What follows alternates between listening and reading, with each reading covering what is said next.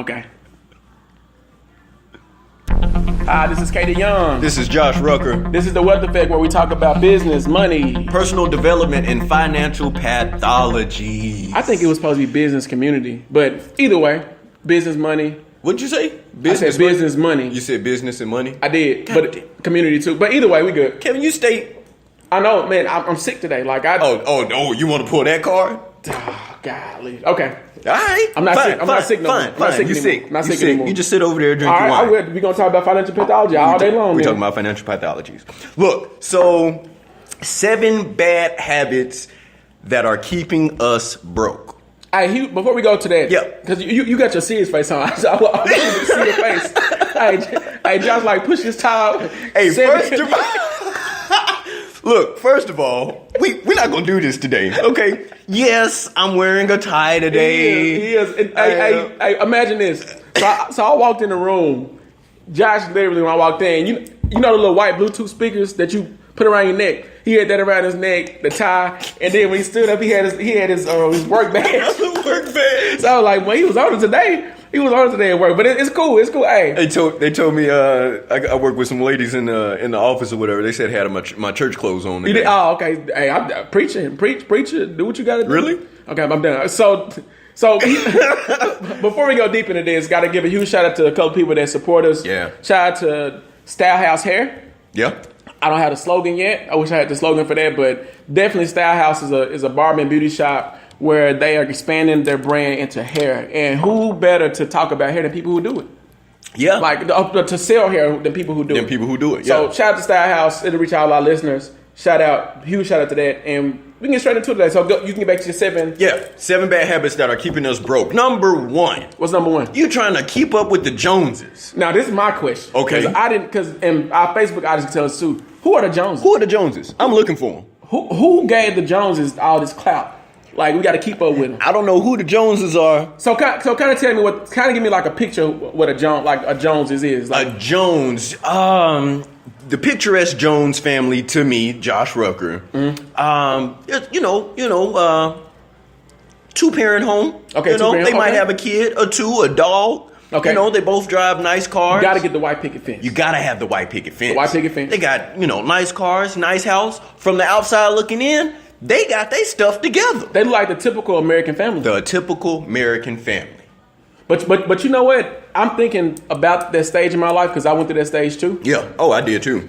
The typical American family normally has a lot of typical American debt that goes with the family. The That's look. Heavy. The look. That's heavy. Let me say it again. The typical American family normally has a typical American debt. And so those are the Joneses, right? Is that what we're talking about? That's the Joneses. Got 2 brand new cars, 2000. Check this out.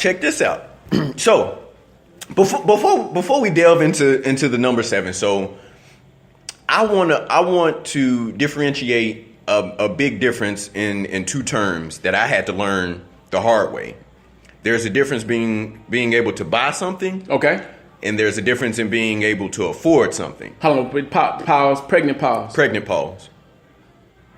Say that one more time. There's a difference in being able to buy something, and there's a difference in being able to afford something. Okay, explain buying, like the mindset behind buying something. Like the way I was taught what buying is.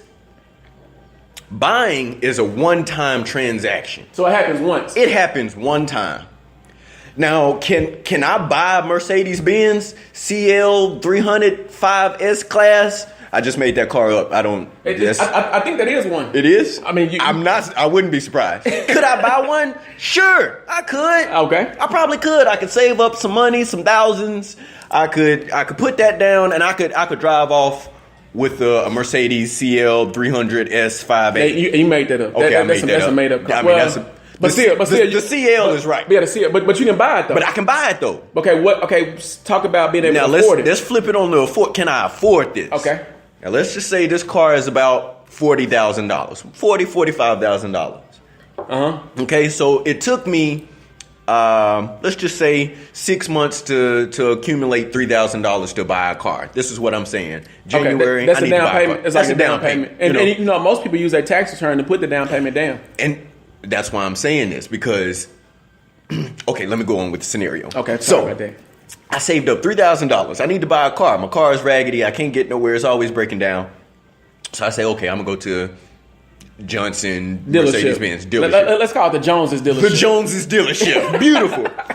Hey, I walk up to Brian Jones. I said, Brian Jones, I need a car. Okay. Brian Jones said, man, I got this new 2018 CL300 S58. Uh-huh.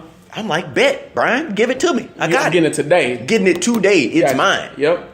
So I only got $3,000 now, remember. And the car costs $40,000. The car costs $40,000. So you really just put a small dent in it. A very small dent. Yeah. Yeah, and your note probably gonna be like $600 or $700. Probably about $580. Yeah. Yeah, because the Joneses the typical Joneses has all right credit. Yeah. That's like they in the 600s. Yeah, they got all right credit. Yeah. So let's just say I put down $2,000. Okay. Okay.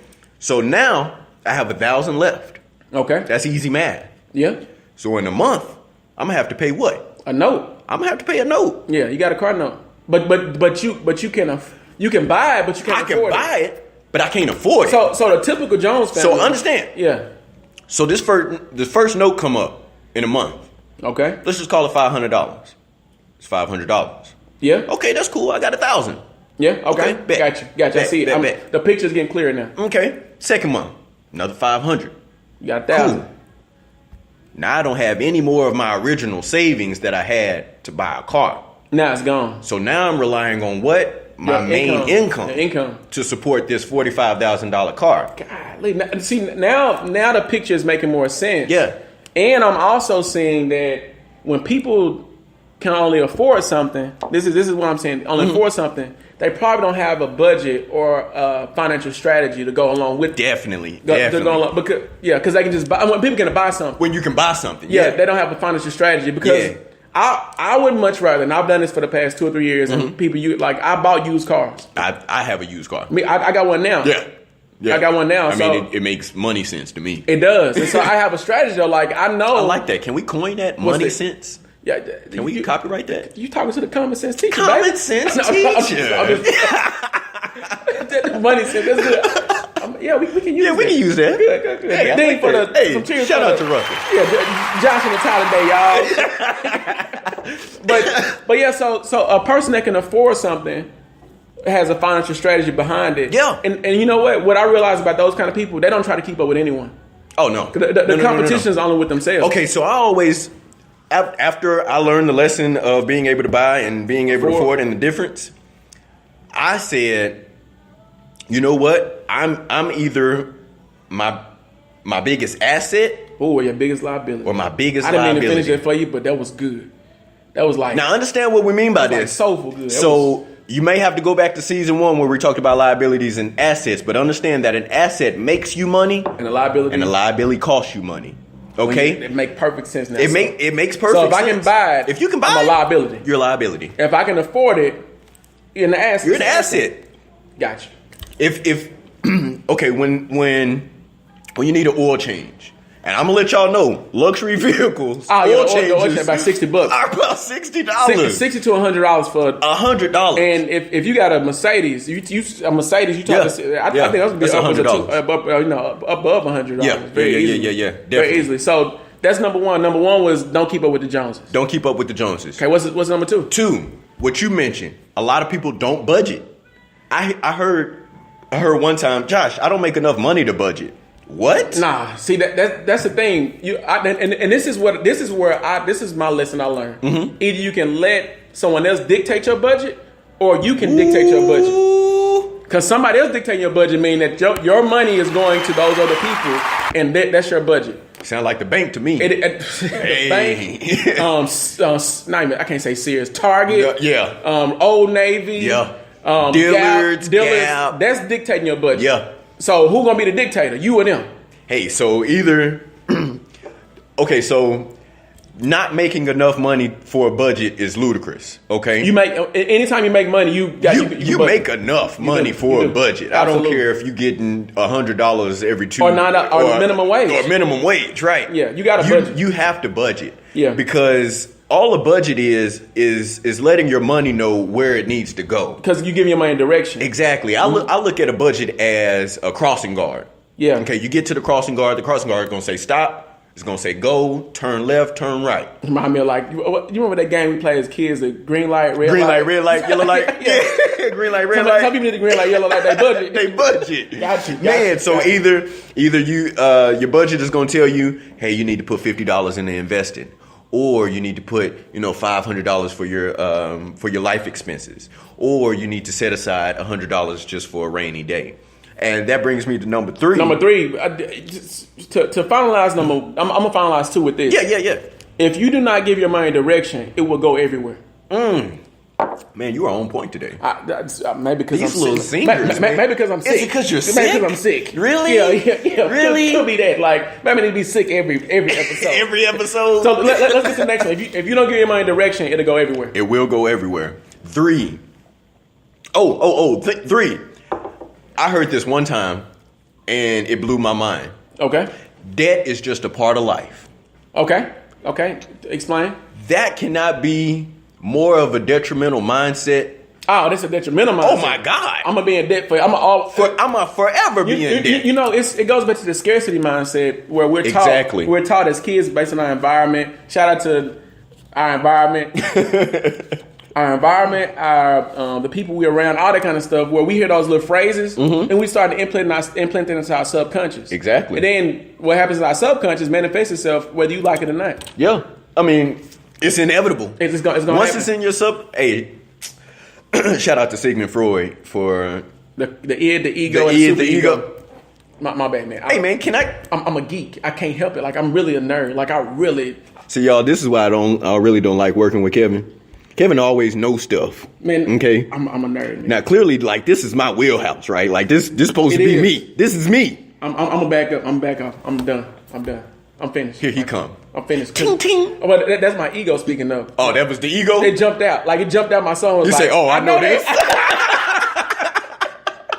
Shout out to Sigmund Freud. Once it hits the subconscious, it is inevitably coming out, and it's going to express itself in a multitude of ways. So, 4, that brings me to number 4. When you realize that you weren't taught financial literacy, you can't hold on to that sentiment of, woe is me, I wasn't taught that. Playing the victim. Playing the victim. I thought, this is the difference. This is what I heard Les Brown say this. Most people don't want to be the hero in their own story. Most people want to play the victim in their own story. Wow. And I was like, he didn't say those exact words. Yeah. But you kind of see like most people, okay, this is it. Most people don't want to participate in their own rescue. Ooh, that's even better. That's what he said. That's what he said. Les Brown. That's what Les said right there. Les said that. And so playing a victim is so easy because it's such a there's no accountability. None at all. And then people think they're being vulnerable by playing a victim. Yeah. When really you're not. No. You're going to be vulnerable by saying, I need help. Exactly. So don't be a victim in your debt, your financial crisis you're going through. Most things happen because we think it first and then it manifests itself. And it manifests itself. It happens 100% of the time.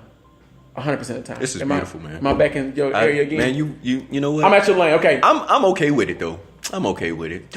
So number 4 was not investing in ourselves. Like a good resource was Total Money Makeover by Dave Ramsey. Good. It's a great book. It's a great book. Great book. He has another one. Yeah, Total Money Makeover is great. Yeah. It's a great book. Another one I recommend people read is Rich Dad Poor Dad. Oh, because of course So I think on people's journey, what happens a lot of times, the books are so far there, and it needs to meet them here. Yeah. It's there, but it needs to meet them here. Yeah. So Rich Dad Poor Dad, the Total Money Makeover, 2 good books. Those to are start good. with. Yeah, good starting points. Foundation books. Definitely. Number 5, we do not save.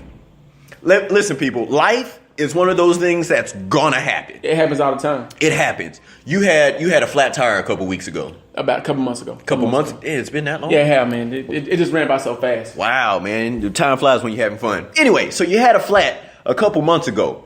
Now, you said something that was really pertinent to the situation. Yeah. Like, had you not had a cushion of savings to take care of that situation or an inconvenience. Well, I had to make a phone call. That inconvenience would have turned into an emergency. Exactly.